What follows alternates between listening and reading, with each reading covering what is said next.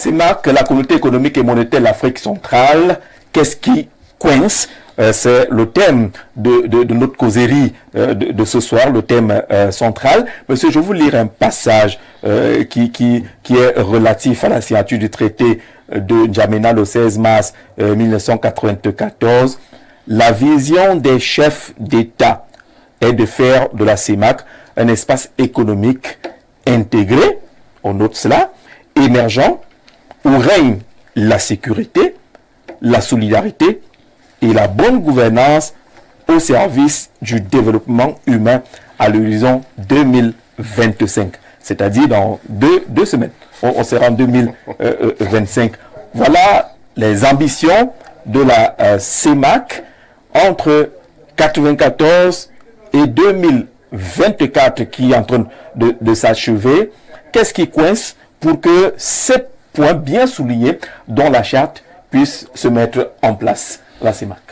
Déjà, il faut d'entrée de jeu dire qu'il y a la volonté des chefs d'État. Parce que sans réelle volonté, on ne peut pas assister à une intégration dans la sous-région. Et le président manque de volonté ou bien il y a de la volonté? Manque de volonté, il faut le dire. Et le président de la République, son Excellence Paul Biya, le rappelait encore, même si ce n'est pas en ces mots, lors de son discours d'ouverture de ce sommet de la CEMAC, là, que les résolutions qui avaient été formulées lors du sommet de 2021 n'ont pas véritablement été appliquées par les différents chefs d'État. Et on voit en filigrane l'intégration, la libre circulation dans le domaine de la zone de la CEMAC. Et véritablement, dans certains pays, cette libre circulation-là est de mise. Dans d'autres, il y a des chefs d'État qui gardent encore la main pliée. Pour être pratique, il n'y a pas une libre circulation concrète entre le Cameroun et la Guinée équatoriale. Il n'y en a pas de façon concrète entre le Cameroun et le Gabon, par exemple.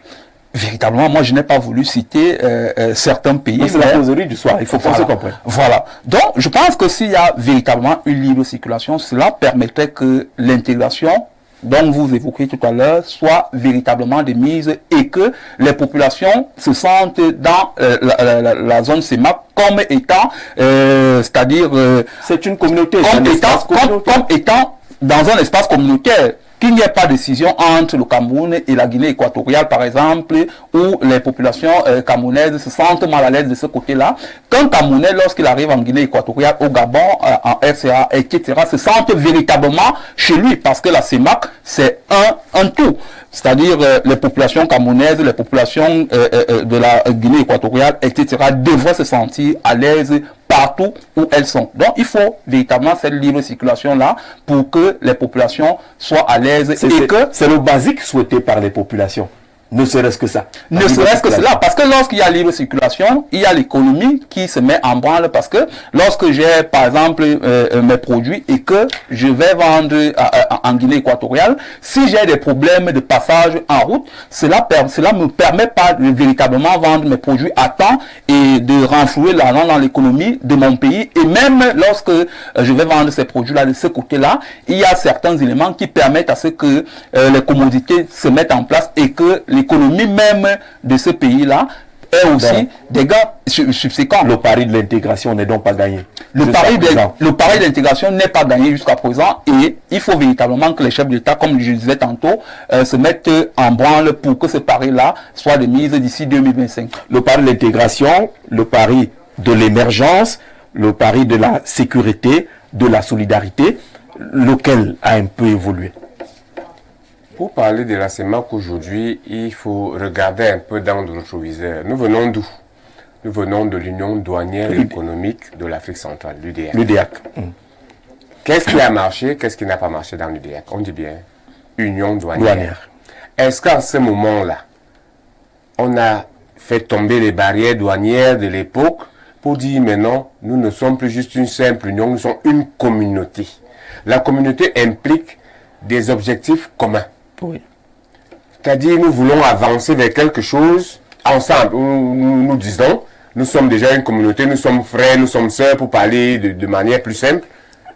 Est-ce que ça a marché? Est-ce que, avec les limites qu'a montré l'UDEAC à l'époque, en passant à la communauté des États économique et monétaire de l'Afrique Économique et centrale, monétaire. est-ce que nous avons corrigé les erreurs de l'UDIAC? Est-ce qu'en voulant nous projeter, nous avons vraiment quelque chose qui dise qu'aujourd'hui nous sommes une communauté? Moi, je pense que non. Je ne veux pas être pessimiste. Je crois en la CEMAC, mais en l'état actuel des choses, la CEMAC, je mesure mes mots en disant que c'est un flop. Et c'est un flop parce que il a manqué de volonté politique à beaucoup de dirigeants des 6 petits pays qui constituent la CEMAC. Les gens sont restés cloîtrés au niveau de leur nombril et ils ont pensé que seuls ils pouvaient s'en sortir. Or, dans la communauté, il n'y a pas de plus nantis, il n'y a pas de moins nantis, il y a juste des gens qui veulent atteindre certains objectifs ensemble. Et c'est ce qui a manqué et qui manque encore à l'Afrique centrale jusqu'à ce jour. Tant que ces gens-là n'auront pas tué leurs petits égoïsmes, leur petite façon partisane de penser l'Afrique et l'Afrique centrale en particulier, on ne s'en sortira pas. Et c'est ce qui est jusqu'à présent. On a pensé certains petits projets qui ont essayé de marcher. Le passeport CEMAC, qui ne nous sert pas à grand chose, nous qui l'avons. Nous avons peut-être des plaques CEMAC pour les véhicules. Où on nous les impose à des prix exorbitants même d'ailleurs, dans chaque pays. Mais ça ne sert pas à grand chose, puisque lorsque vous arrivez à la frontière du Cameroun pour le Gabon, on va vous demander une flopée de papier qui normalement ne vous sert pas à grand chose. Si vous dites que vous êtes dans une communauté, les barrières sont la carte rose aussi. La carte rose, le permis, l'assurance pour tout le monde en Afrique centrale. Oui. Toutes ces choses-là sont des barrières qui font que chaque pays est resté dans ses particularismes. Ce n'est pas parce que je suis Camerounais, mais je vais dire que le Cameroun dans la CEMAC reste pratiquement le seul pays ouvert à tous. Les autres se sont cloîtrés, et peut-être le Congo aussi. Les autres se sont cloîtrés dans leurs petits égoïsmes, dans leur petit système qui a fait qu'à un moment, ils ont eu des moyens, d'une certaine façon, surtout ceux qui ont exploité le pétrole. Le pétrole. Oui, se sont donné des ailes et se sont dit on peut se passer de la CEMAC. Parce qu'il y a un gros problème de ce qu'on pourrait appeler l'attitude des dirigeants et des ressortissants de certains pays qui se prennent. Et ça part des dirigeants, des petits rois, comme le débat qu'on a eu tout à l'heure, c'est-à-dire lorsqu'on impose aux gens et qu'on leur dit c'est maintenant comme ça qu'on va fonctionner, quiconque s'écarte de cette ligne est frappé. Ça va changer, les mentalités vont évoluer. Comme disait quelqu'un, ça va évoluer dans un sens comme dans un autre. Mais ça devrait évoluer parce que nous avons des objectifs communs. Par rapport à l'acte d'intronisation de la CEMAC que tu as lu tout à l'heure, Jean-Jacques, on comprend bien quelle était la volonté de ces pères fondateurs-là au moment où on mettait sur pied la CEMAC. Mais ça a commencé à aller dans tous les sens. Et c'est arrivé au niveau des revendications des postes de responsabilité dans les différentes structures. Et après, ça s'est bloqué. Ça fait que jusqu'à aujourd'hui, tout ce qu'on nous a promis dans la CEMAC, des années après, nous en sommes même pire qu'au point de départ. Je peux me dire que l'UDIAC encore était mieux, c'était mieux pensé. Mais rien n'a changé, rien n'a évolué à mon avis. En dehors des sommets des chefs d'État qu'on voit comme on le vit maintenant à Yaoundé avec les embouteillages et les coupures. Mais les sommets qui ne sont pas toujours, qui ne brillent pas toujours par l'assiduité des membres de la CEMAC. Non seulement il n'y a pas l'assiduité, les résolutions même ne sont pas mises en pratique à chaque fois. À chaque fin de sommet de la CEMAC, il y a de nouvelles résolutions, surtout sur la libre circulation. Cette libre circulation fait problème depuis l'UDIAC. Jusqu'à présent, et depuis qu'on est dans la CEMAC, on est dans les mêmes travers. On évoque le même sujet chaque fois. Moi, j'aime souvent apprendre, lorsque je parle de la CEMAC, il y a eu un monsieur qui est finalement été devenu leader politique au Cameroun de regretter mémoire, monsieur Njonga, pour ne pas le citer, qui avait souvent, qui disait toujours que le Cameroun, par exemple, il faut le penser en zone de production agricole, parce que lui, il parlait toujours de l'agriculture. La CEMAC aussi, il faut la penser en zone de production, pas seulement agricole. Si nous trouvons que le Gabon est mieux dans l'exploitation du poisson, par exemple, la pêche, on donne au Gabon, et le Gabon arrose l'Afrique centrale, c'est le premier marché, prioritaire. Le poisson qui est pêché au Gabon est vendu en priorité en Afrique centrale. Ça veut dire que ceux qui ont investi dans le poisson au Gabon récupèrent leur investissement parce que lorsqu'on regarde les projections vers l'émergence de la CEMAC, on ne sait pas sur quel pilier ils se fondent sur ce qui peut faire le point fort, la rampe de lancement vers cette émergence. Déjà, chacun en Afrique centrale a son rendez-vous avec l'émergence. Son rendez-vous avec l'émergence. Au Gabon, à l'époque, dans l'ancien gouvernement, c'était en 2025. 2025. Donc, dans 2 je crois que le Tchad était sensiblement même à 2020. Nous, au Cameroun, c'est à l'horizon 2035. Les autres, ils avaient même donné une date fixe. Nous, on a dit à l'horizon. Donc, il n'y a pas une convergence. Il n'y a pas une convergence. Or, ça devait être quelque chose qui aurait dû être pensé de façon scientifique. C'est-à-dire, on étudie le marché de la CEMAC, qui est un grand marché. On dit, bon, nous maintenant, 2008 ne nous a pas donné des leçons. Parce que seulement notre agriculture, on aurait pu l'impulser d'une autre façon. Le Cameroun ne devrait plus être là à importer du riz avarié et tout ce que nous connaissons aujourd'hui. Le Cameroun ne devrait plus être là à faire des blé. D'ailleurs, déjà que dans ces pays, on a eu la Sodé blé, on a eu la Semerie. Toutes ces sociétés-là devaient utiliser l'Afrique centrale. On a des entreprises qui produisent du sucre. Notre sucre, même au Cameroun, il est rare. Vous arrivez dans les magasins, vous prenez plutôt encore le sucre étranger parce que le sucre produit au Cameroun, vous ne le trouvez même pas. Il y a tout ça. Ça fait donc qu'il n'y a pas une politique commune qui est vraiment pensée. En fait, elle est pensée, mais elle n'est pas implémentée. Elle n'est pas implémentée. Et personne à cause des freins de certaines personnes. Je ne vais pas seulement dire les dirigeants, c'est-à-dire tout l'appareil qui est mis autour. Il y a trop de blocus. Chaque gouvernement a ses objectifs et tout. On voit un peu comment ça se passe dans l'Union européenne. Après, ceux qui ne veulent pas, ils sortent. Si vous ne voulez pas, vous sortez. Mais on dit, telle norme a été instituée pour l'Union européenne. On ne veut pas savoir si c'est un pays fort ou si c'est un pays faible. On met tout le monde au même niveau. C'est comme ça que la CEMAC devrait réfléchir avant même de penser à intégrer l'Union africaine. Allons à l'Union africaine étant déjà fort. C'est ce qui arrive maintenant même sur le plan politique. C'est-à-dire parfois le Cameroun a un candidat à une institution internationale. Après on vous dit, le Gabon n'a pas choisi le candidat que le Cameroun a choisi. Le Gabon allait choisir un candidat à la CEDEAO. Ça ne devrait pas se faire. Lorsqu'on est dans la CEMAC, on dit que nous parlons tous ensemble. Qu'on est une communauté. L'Afrique centrale marche à reculons. Jean-Jacques Zé, pendant la CAN 2024, le ministre du Tourisme avait reçu les jeunes TikTokers parce qu'ils faisaient la promotion de la Côte d'Ivoire. Jean-Jacques Zé, combien de fois pouvez-vous être reçu par les ministres au Cameroun si vous avez un projet important pour le Cameroun à lui soumettre? Voilà, un avis qui vient également de Côte d'Ivoire, beaucoup de ce côté-là. Alors, on a dit intégration sur la balance. On n'a pas beaucoup avancé. Le président Aimé Cyprien, l'émergence reste à questionner parce que les objectifs on commence à atteindre le point visé, 2025 pour les uns, 2035 pour les autres. La sécurité, la solidarité, la bonne gouvernance, sur ces points qui fondent la CEMAC, quel regard? Un regard de désolation, un regard de déception, un regard en tant que panafricaniste qui de plus en plus nous amène à nous questionner si justement les dirigeants d'Afrique centrale sont au service de leur peuple. Nous nous posons vraiment cette question. Et puis on ne peut pas parler de communauté. On parle de communauté économique et monétaire. Est-ce que l'économie est intégrée? Est-ce que l'espace que nous avons, parce que je voudrais faire une petite bifurcation, monsieur Zé. Il y a, je crois, 3-4 ans, à la suite d'une certaine réflexion qui s'était engagée du côté d'Afrique de l'Ouest sur la monnaie, notamment le CFA. On parlait d'éco, c'est vrai qu'à un moment donné, ça bat de l'aile, mais au moins ils étaient quand même avancés, parce qu'on avait déjà quand même le nom d'une monnaie qui n'était plus, qui était envisagée. Mais en Afrique centrale, il y a eu des discussions, des chefs d'État se sont retrouvés ici. On a dit également que les 6 chefs d'État ont engagé une commission d'experts techniques pour penser justement comment sortir du CFA pour avoir une monnaie commune qui fonctionnerait différemment que le CFA. Jusqu'à présent, voyez-vous, le dernier sommet, on a dit que cette commission était toujours en train de réfléchir. C'est pas facile. Bon.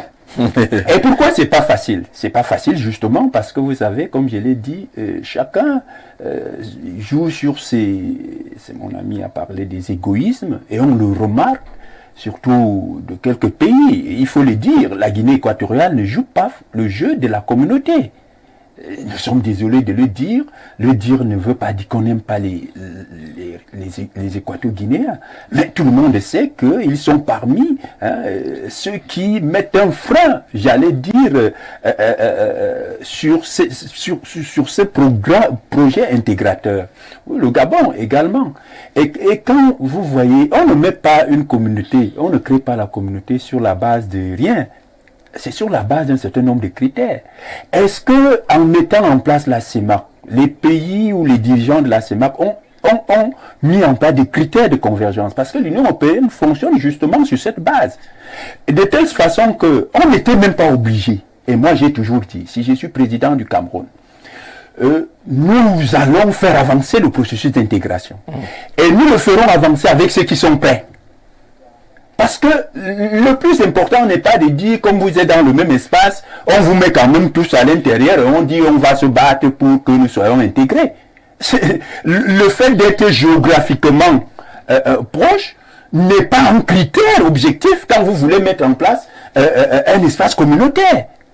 Quand vous voulez mettre en place un espace communautaire. Donc moi j'ai dit, si je suis le président du Cameroun, ceux qui sont prêts à aller vers la libre circulation, on va avec, même si nous sommes 2 ou 3. Ceux qui ne sont pas prêts à attendre. C'est comme ça qu'il faut, il faut faire. Il faut une volonté politique de nos dirigeants à aller vers l'intégration. Parce que l'intégration apportera du développement à tout le monde. Puisqu'elle crée un marché un marché. Plus large. Oui. Et quelqu'un l'a dit tout à l'heure. Est-ce que vous pouvez imaginer, moi-même je me suis posé la question de savoir quelquefois. Vous avez, c'est vrai que notre raffinerie, d'abord qui ne raffine pas le pétrole camerounais, et qui est un problème, était déjà là. Mais on vous dit quand même que vous êtes dans un espace, et puis chaque pays a sa raffinerie. Est-ce que ça tient économiquement? Est-ce que c'est rentable? Est-ce que ça permet de vous projeter? Donc, il faut élaborer des secteurs où il y a des avantages. On parle d'avantages comparatifs. Si le Tchad peut nous raffiner du pétrole, enfin, peut raffiner du carburant et irradier, c'est-à-dire le distribuer dans toute l'Afrique centrale à 500 francs, à 400 francs, c'est mieux que chacun qui pourrait avoir sa raffinerie et on aura 800 000 francs par ici, le litre, et ainsi de suite. Donc, on voit là où les pays ont un certain avantage par rapport à d'autres et c'est comme ça que ça devrait fonctionner. Maintenant, j'ai l'impression que là où nos pays, nos dirigeants ont véritablement décidé de faire l'intégration, c'est justement dans la gouvernance. Parce que elle est comme elle est, et tout le monde le sait, elle est chaotique, une malgouvernance généralisée. Et la longévité, pour certains, bon, on peut enlever 2 ou 3 qui sont nouvellement arrivés, même s'il faut interroger si l'ambition n'est pas aussi de faire comme les patriarches. On ne leur fera pas ce procès d'intention. On ne leur fera pas le procès d'intention. Mais quand vous observez les autres, ceux qui sont là, mais vous avez l'impression que ce qui intéresse ces gens, c'est de se rencontrer depuis 1990, 81, 82, c'est les mêmes, ils se rencontrent, ils se tapotent, ils boivent un peu de vin, et puis ils rentrent, ils se moquent de leur peuple. Donc c'est la malgouvernance qui est la chose la plus partagée. C'est la volonté, le manque réel justement de démocratie, il faut le dire également, qui est le critère que l'on peut observer dans tous ces pays-là. Vous avez comment on peut imaginer, quand vous voyez la situation économique, je crois même que c'est l'un des sujets pour lesquels ils se sont retrouvés. Vous avez des pays qui sont surendettés, où la dette extérieure et même intérieure est abyssale. Et ils se partagent ce palmarès. C'est-à-dire que vous avez des pays comme le Congo où le service de la dette aujourd'hui, on dit qui se rapproche de 1500 milliards par an. Et où apparemment les dirigeants n'arrivent même plus à tenir. Vous avez le Gabon, bon, même si plus ou moins on peut quand même estimer que le nouveau président qui est arrivé va prendre du recul pour mieux examiner ces choses-là et de manière à les mettre, à encadrer tout cela pour que le Gabon aussi ne tombe pas dans le cycle d'endettement infernal, abyssal. Vous avez le Cameroun qui s'inscrit dans la logique justement de s'endetter toujours. Et vous avez tout cela qui fait en sorte que l'économie de la sous-région est l'une des plus délabrées, justement en termes de tout. Autant d'une sous-région potentiellement riche. Une sous-région énormément riche, scandaleusement riche. Suffisamment riche. Et vous voyez également, c'est des pays qui également, dans la gouvernance, ont décidé justement de rester des comptoirs coloniaux. C'est-à-dire qu'en réalité, vous avez de la peine à percevoir les politiques économiques qui s'inscrivent dans la logique de la production. Mais la plupart de nous, des économies du Cameroun, du Congo, Brazzaville, de la Guinée, ce sont des économies extraverties. On est resté dans la vente des produits de rente, dans les importations tous azimuts, y compris des cure-dents. On n'a pas véritablement compris que une économie, quand elle veut être forte, doit être une économie de production. Une économie de production, mais une économie d'importation. Vous enrichissez les autres. Vous êtes juste un simple comptoir. Et je comprends pourquoi nous sommes... Et davantage, je continue à dire que si nos dirigeants d'Afrique centrale s'étaient inscrits au moins dans l'esprit de copier les autres, ils auraient compris effectivement que garder les mêmes gens à la tête des États, le président revient là-dessus. C'est un problème. Il revient là-dessus. Je vous attendais à ce niveau-là. Je savais que ça allait sur votre chute. Justement, oui, je vais chuter. Donc, vous voulez que je me fasse pour dire qu'en réalité, il faut que les peuples d'Afrique centrale, comprennent que ils doivent prendre leurs responsabilités en amenant leurs dirigeants à comprendre que nous ne devons pas nous écarter justement de la dynamique du monde d'aujourd'hui qui voudrait que les choses changent, que les hommes changent, que les époques changent, mais que on s'adapte. Vouloir absolument rester dans les archaïsmes du passé pendant que les autres avancent fera en sorte que même en 2050, nous serons toujours en train de faire des débats. Les chefs d'État viendront toujours... Même si vous devenez président de la République? Non, mais si je deviens président, moi je vous ai dit, je change de paradigme. Ça veut dire que, comme nos amis équato-guinéens estiment qu'ils ne peuvent pas aller tout de suite à l'intégration, nos amis guinéens, on les laisse de côté. Qui n'est pas d'accord. Si le Tchad est prêt, la Centrafrique, on va à l'union avec les trois, on met en place une dynamique et on avance avec les trois. Et vous répondez quoi à ceux qui pensent qu'on pourrait même aller à une fusion avec la CEAC? Mais ce serait même l'idéal. Ce serait l'idéal. Parce que comme je vous ai dit, moi je suis panafricaniste. Je suis panafricaniste de gauche qui pense que les affaires de souveraineté, des micro-souverainetés là qui nous servent à rien, on devrait d'abord renforcer justement les économies sur le plan interne, mais beaucoup plus aller vers la constitution des grands ensembles. C'est ensemble que l'Afrique sera forte. Je suis, d'ailleurs dans le programme révolutionnaire de redressement, notre projet politique, nous pensons qu'il faut aller dans la dynamique qui consiste à nous projeter dans 50 ans. Au niveau des États-Unis d'Afrique, nous pensons que dans 50 ans, l'Afrique entière devrait même être des États-Unis, avec une monnaie unique africaine. Et quand vous pensez comme ça, vous vous dites, il faut donc commencer par les petits ensembles. On aurait souhaité que la CEMAC soit une espèce de rampe de lancement, mais quand vous avez des gens qui estiment qu'eux, ils sont des petits rois dans leur pays, c'est leur affaire, mais ceux qui sont prêts à aller vers l'intégration, on va avec, on s'intègre au niveau de la CEAC, et la CEAC étant donc, j'allais dire, déjà intégrée, mais ce serait plus simple et plus intelligent d'intégrer les ensembles des grands ensembles, ces 11 États avec, j'allais dire, de grosses pointures pétrolières comme l'Angola et autres. Comme l'Angola, vous avez le Congo démocratique qui est un scandale en termes de richesse du sous-sol. Vous avez le Cameroun qui est également un scandale en termes de sous-sol. C'est on peut dire des mastodontes qui peuvent tirer toute la sous-région s'ils ont des dirigeants éclairés, des dirigeants qui ne sont pas égoïstes. Un peu visionnaires comme vous. Un peu visionnaires. Comme vous. C'est ça, bien sûr. Georges, parfait. Avant avant d'aller à Anissé tout à l'heure, sur cette idée de fusion ou d'absorption CEMAC, CEAC. Il faut des préalables.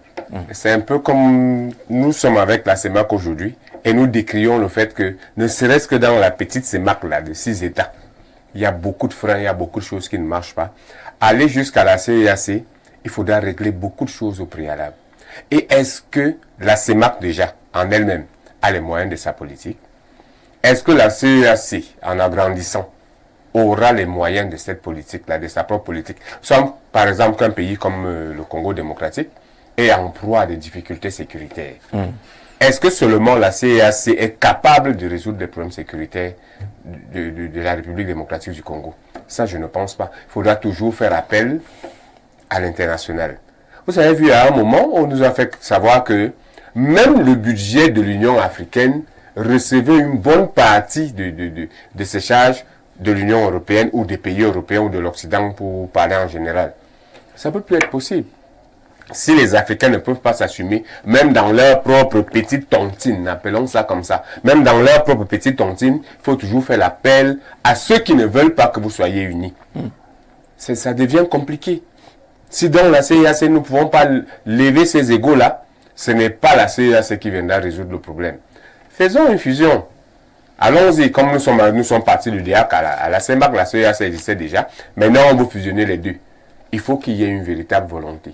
Pas seulement la volonté dans les discours et dans les écrits, mais une volonté sur le terrain où nous, les populations d'en bas, nous ressentons le bien fondé d'appartenir à toutes ces communautés. Pour le moment, on ne les ressent pas. Ne serait-ce qu'au niveau de la CEMAC. Nous qui faisons partie de la CEMAC, nous ne les ressentons pas.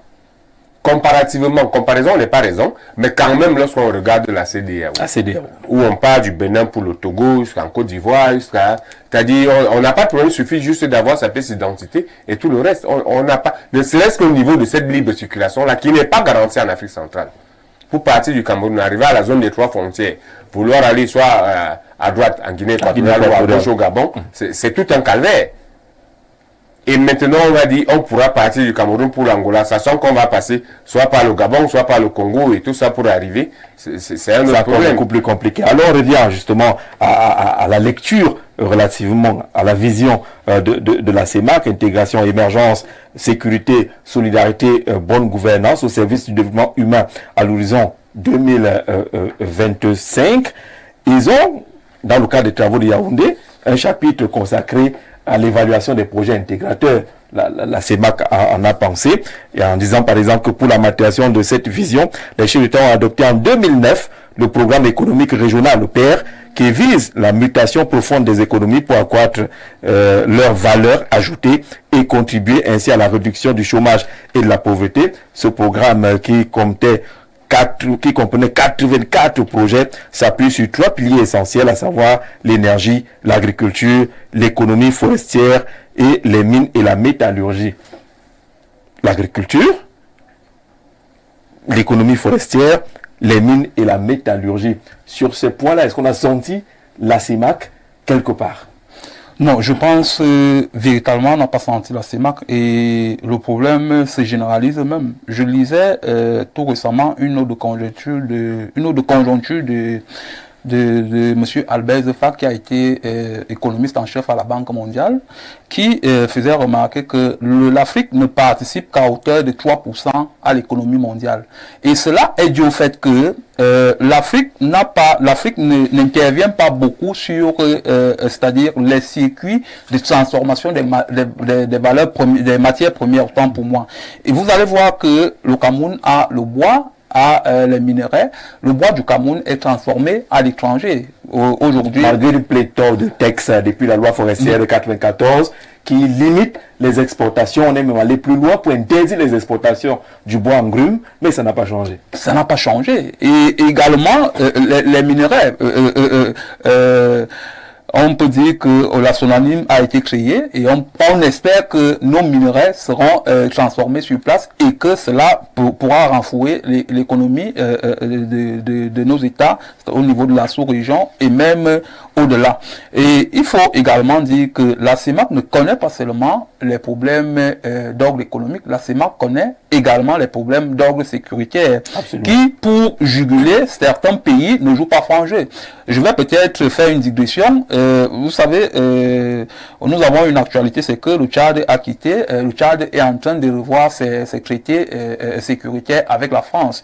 Et en même temps, le Tchad est en train de menacer de sortir de la force multinationale mixte, même si elle n'est pas sous-régionale, c'est-à-dire au niveau de la CEMAC, mais au niveau du lac Tchad. Et les raisons que le Tchad présente, c'est que les États de cette force multinationale mixte, là, notamment le Cameroun et le Nigeria, ne jouent pas franc jeu lorsque une menace s'oppose au Tchad. Donc, je pense qu'il faut véritablement que les États jouent franc jeu, que ce soit au niveau de la sécurité. Parce que lorsqu'on parle d'intégration sous-régionale, cela implique également de la sécurité. Est-ce que les États sont sécurisés de telle manière que lorsqu'on parle d'un État à un autre, qu'on ne court pas un risque d'être kidnappé, par exemple? La dernière réalité, justement, c'est des camionnets qui étaient bloqués entre le Cameroun et la République centrafricaine. À la suite, justement, de l'assassinat d'un conducteur, il a fallu que les membres du gouvernement des deux pays descendent pour essayer de décanter la situation. Mais c'est des problèmes réguliers d'insécurité sur ce corridor. C'est des problèmes réguliers d'insécurité, mais qui ne devraient pas exister. Lorsqu'on parle d'intégration sous-régionale, un habitant ou alors un citoyen d'un pays, ami et frère, ne devrait pas aller de son pays et courir le risque de venir au Cameroun, sachant que le Cameroun est en insécurité totale. Donc, il faut également que ces problèmes de sécurité-là soient jugulés de telle manière qu'on parle d'une CEMAC, non en termes d'individualité, mais en termes de communauté. Le président Olinga disait également tout à l'heure que peut-être certains ne trouvent pas d'importance de faire, c'est-à-dire une communauté. C'est la raison pour laquelle certains devraient être mis de côté. Et même certains peuvent sortir de la CEMAC.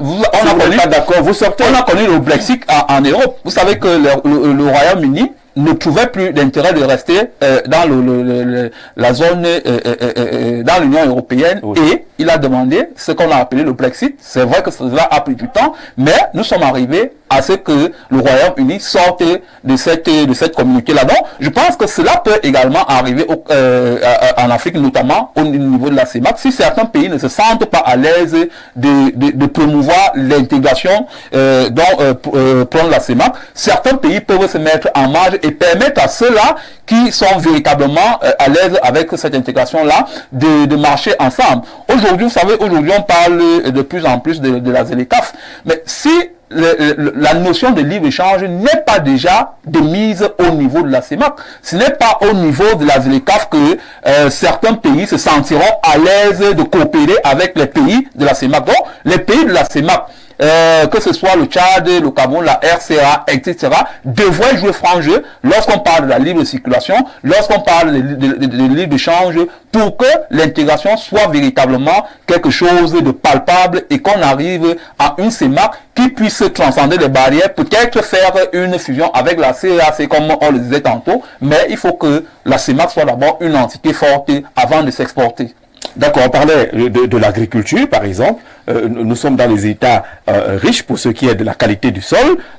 Chez nous, on dit que vous prenez l'arachide, vous balancez, ou le maïs, il va pousser sans aucun effort. Mais en termes de production dans la CEMAC, on est encore loin d'avoir une production compétitive qui puisse satisfaire ne serait-ce que la demande régionale. Et l'autre niveau qui était évoqué, celui de la transformation, c'est encore un peu plus compliqué. Oui, mais c'est ce que nous étions en train de dire, parce que il faut, c'est pour ça que je parlais d'économie de production. Et c'est pour ça... Les États ne savent pas le faire. Lorsque l'Équateur-Guinéen rentre avec son agent du pétrole, il le garde dans la poche, il va faire les achats. Oui, parfois on a eu l'impression que évoluer économiquement, c'est construire une belle route que personne n'utilise. On n'a pas su créer des richesses en partant par exemple de ce que le pétrole a donné comme argent. C'est pour ça que je parlais des comptoirs, c'est-à-dire que des pays qui exportent des produits de rente. On exporte le pétrole, on achète tout ce qu'on consomme d'ailleurs, on vit comme les blancs, entre guillemets. Mais et nous ne se pose pas la question de savoir, parce que quand vous importez tout, quand vous ne produisez rien, vous vendez les matières premières. J'ai fait la comptabilité, mes études. La valeur ajoutée, est-ce que lorsque vous exportez les matières premières, est-ce que vous créez la valeur ajoutée? Et en gestion, c'est la somme des valeurs ajoutées qui constitue la masse des richesses que vous avez créées. Alors, c'est l'économie de production. Et c'est pour cette raison également que j'ai dit que nos amis de la CEMAC qui s'illustrent, enfin nos dirigeants de la CEMAC, qui s'illustrent par une communauté d'action dans la mauvaise voie. Parce que pour créer l'économie de production, il faut avoir la maîtrise de l'outil de gestion économique qu'on appelle la monnaie. Vous ne pouvez pas produire si vous ne maîtrisez pas vous-même l'instrument de politique économique qu'on appelle la monnaie. Parce qu'une économie compétitive est assise sur deux leviers essentiels. Deux leviers. Le levier budgétaire et le levier monétaire. Or, la plupart des pays de la CEMAC, enfin sinon la quasi-totalité, sont des pays de la zone franc CFA. Et les pays de la zone CFA utilisent un seul levier de gestion de politique économique. Ce n'est pas cohérent. Avec une telle architecture économique, vous ne pouvez pas développer vos États, vous ne pouvez pas développer vos nations. Et résultat des courses, vous demeurez donc un comptoir colonial. Alors, c'est pour cette raison que je me suis offusqué justement que les présidents d'Afrique centrale, alors que même l'ancien colon, pour certains, et ancienne puissance tutélaire pour nous, parce que moi je n'ai pas l'impression je ne comprends pas pourquoi on nous met dans le même panier. Nous n'avons pas été une colonie. Oui. Donc, nous n'avons pas été une colonie de cette puissance-là. Mais nos amis qui sont avec nous dans la sous-région, certains, ou sinon tous, ont été des colonies de cette puissance. Mais il faut penser à avoir notre souveraineté monétaire. C'est un élément essentiel parmi les éléments de fondation que nous devons mettre en place pour nous projeter, y compris dans le sens de l'union. Mais vous voyez, c'est curieux quand même, parce quand vous avez la maîtrise de votre instrument monétaire, vous pouvez avoir des difficultés sur le plan budgétaire, mais vous procédez pas des réajustements économiques sur le plan monétaire. Par exemple, la politique du crédit, elle ne va pas se faire avec le levier budgétaire. Elle se fait avec le levier monétaire, les politiques de crédit. Vous pouvez décider, quand vous avez donc la maîtrise de l'instrument monétaire, peut-être de subventionner ou d'appuyer des politiques de création de richesses. Or, comme c'est les autres qui décident sur le plan monétaire, sur ce que vous pouvez faire ou ne pas faire, à ce moment-là, il y a un souci. Et curieusement, je crois que j'ai entendu dire, je voudrais croire que c'est faux, que certains chefs d'État sont restés là pendant 40, 30, 20 ans, parce que justement, ils obéissaient. Ils disaient Amen quand on a fini de décider. Donc, nous disons qu'il faut passer, on ne doit plus dire Amen quand on a décidé là-bas. Nous devons décider nous-mêmes de ce que nous voulons faire de notre continent. Nous devons décider nous-mêmes de ce que nous devons faire de notre sous-région. Et à partir de cela, il faut avoir des dirigeants qui pensent d'abord aux intérêts de leur peuple et qui ne pensent pas simplement à garder le pouvoir en servant d'agents du néocolonialisme. Je vais parfois évoquer un peu cette option de production, de faire des bassins de production avec des spéculations, des avantages comparatifs. Mais là où vous pouvez apporter, vous êtes très fort dans le secteur où vous êtes très fort. Dans le cas de l'Union, on dit bon, tout le monde va s'approvisionner chez vous parce que vous avez des avantages comparatifs qui permettent justement de satisfaire tout le marché et à moindre coût. Là où le secteur où le Cameroun a des avantages comparatifs par rapport à d'autres, on vous dit, vous allez éradier toute la sous-région dans tel ou tel secteur. D'accord. Et ça ferait justement avancer. Ça peut même, ce seront des critères qui vont booster justement l'intégration. D'accord. On a quand même l'impression que le scandale camerounais se projette dans la sous-région, avec qu'on reste des pays qui dépendent des importations. Pourtant, l'on dit scandale parce qu'on est en mesure, en partie de nos richesses et autres, de tout produire.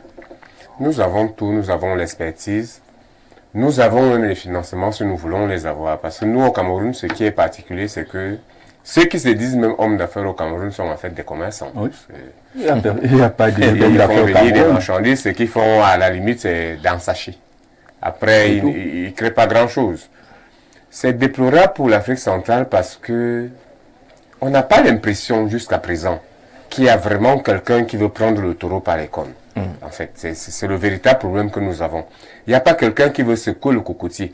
Dernièrement encore, nous au Cameroun, on s'est gargarisé du fait que nous soyons sortis des accords coloniaux. Et ce qui s'est Ça ne manifesté donne pas toujours l'impression. cette année On n'a pas toujours l'impression que nous, au moins, nous le sommes cacao sortis. a changé de prix. Bon, ça, nous nous en réjouissons. Mais après, il faut aller au-delà. Il faut aller au-delà. Et comme le président disait tout à l'heure, ceux qui ne veulent pas marcher, qu'on les mette de côté. Si le Cameroun sait même qu'il est seul à avoir sa vision, Voilà. qui peut être bénéfique à tout le monde, allons-y. Laissons ceux qui veulent rester à la traîne. C'est la moindre des choses. Le Cameroun, qu'on comparait à la Corée du Sud dans les années 80, c'est pas le même Cameroun qu'on retrouve aujourd'hui. Qu'est-ce qui n'a pas marché? Et qu'à l'époque, ce n'était que l'UDR, c'était même pas encore la CEMAC. Impulsons et laissons les autres nous suivre. Comme ça, nous serons la tête. C'est comme lorsqu'on parle de l'Union européenne, on dit comme la s'il n'y a pas la locomotive, France et l'Allemagne, l'Union européenne, ça ne vaut pas la peine. S'il n'y a pas le Cameroun dans la CEMAC, ça ne vaut pas la peine. Ce n'est pas parce que je suis Camerounais que je le dis, mais tout le monde le sait. Nous avons l'expertise. Nous avons la main d'œuvre, nous avons tout ce qu'il faut pour que ça marche. C'est pour ça que chez nous, ça devrait commencer par la façon même de gérer notre propre pays à nous. Tout à fait. Nous devons revoir notre système administratif, impulser à partir de chez nous et ça va faire tâche chez les autres et les autres vont nous suivre. Or, depuis un certain moment, le Cameroun stagne. Et le Cameroun stagne parce qu'au Cameroun, nous avons des politiques qui varient selon les périodes. Et nous avons un axe de priorité qui a été complètement désaxé depuis que nous avons abandonné déjà nos plans quinquennaux. Nous sommes revenus avec le grand discours pour dire que maintenant nous faisons les budgets programmes que nous-mêmes nous ne respectons pas, je m'en excuse. Mais après, qu'est-ce que nous faisons pour montrer l'exemple aux autres? Rien du tout. C'est vrai que nous faisons face à d'autres problèmes sécuritaires particulièrement. Nous n'avons pas fini avec Boko Haram, mais nous l'avons quand même réduit à une portion congrue. Et après, nous avons nos propres problèmes internes de sécurité. Mais ça n'empêche pas que d'autres choses soient faites qui peuvent faire qu'au Cameroun, ne serait-ce que le PIB et le taux de croissance qu'on nous a promis à 2 chiffres depuis pratiquement 10 ans aujourd'hui et qui n'évolue toujours pas, au contraire, qui s'en est à 3% ou 3,5%, encore que là c'est même des chiffres officiels. Mais lorsque on dit qu'on évalue l'avancement d'une société par rapport au panier de la ménagère, et depuis pratiquement 20 ans, le panier de la ménagère au Cameroun ne fait que se vider de toutes les petites substances. Tout est cher. L'inflation au Cameroun, entre les chiffres officiels qu'on donne et ce que le Camerounais qui vit, ne serait-ce que dans les 4 ou 5 principales villes du Cameroun, vit au quotidien, c'est le jour et la nuit. On se demande là où ils vont chercher les chiffres. Et pourtant, tous les jours, c'est la souffrance à l'extrême. D'accord, on aura les résolutions de ce sommet. On verra quelles sont les évolutions qui sont consacrées dans ces résolutions, même si l'observation globale est que l'application est ce qui manque le plus. Je veux quand même vous donner quelques points sur ce qui est des projets intégrateurs. La CEMAC propose une liste de quelques grands projets intégrateurs sur les projets routiers. La construction de la route Sangelima-Djoum Mintom du côté Cameroun et Wesso du côté du Congo. Cette route longue de 575 km, je crois que là, elle est effective. Elle est effective. Les travaux de bitumen sont achevés. L'équipement du poste de contrôle, c'est en cours. Deuxième projet, construction du pont de Bongor entre le Cameroun à Yagoua et le Tchad du côté de Bongor, justement. Là-bas, on dit que les travaux sont en cours d'achèvement. La cérémonie d'inauguration est prévue pour janvier 2025. Janvier 2025, bonne nouvelle. Projet de construction de la route transnationale Cameroun-Guinée équatoriale par Kribi-Campo. Les travaux sont en cours de démarrage. Voilà. En cours de démarrage. Kribi-Campo vers la Guinée équatoriale. En cours de démarrage. En cours de démarrage. Projet de construction de la voie express Lolabé Campo sur le corridor Kribi-Bata, 40 km. Les études sont achevées.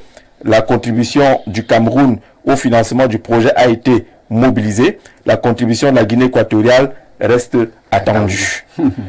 Construction de la route Manki Bagno, Chibati, Meidougou, Meganga, 575 km. Le projet est en cours. La reconstruction des chaînons manquants du corridor Douala-N'Djamena, Dibamba, Yaoundé, Ngaoundéré, Garoua, Mora, Dabanga, Kousseri, 460 km. Les travaux de la section Mora, Dabanga, Kousseri sont en cours de démarrage.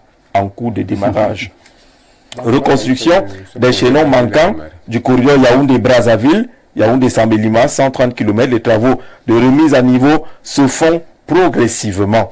Et puis pour ce qui est des projets ferroviaires, c'est quand même mentionné aussi, extension du réseau de chemin de fer par la construction de la ligne Ngaoundéré N'Djamena, 1800 km, projet en cours de préparation. C'est le français. Projet en cours de préparation. Les études de faisabilité sont achevées de ce côté-là. On prend encore 30 secondes. Voilà.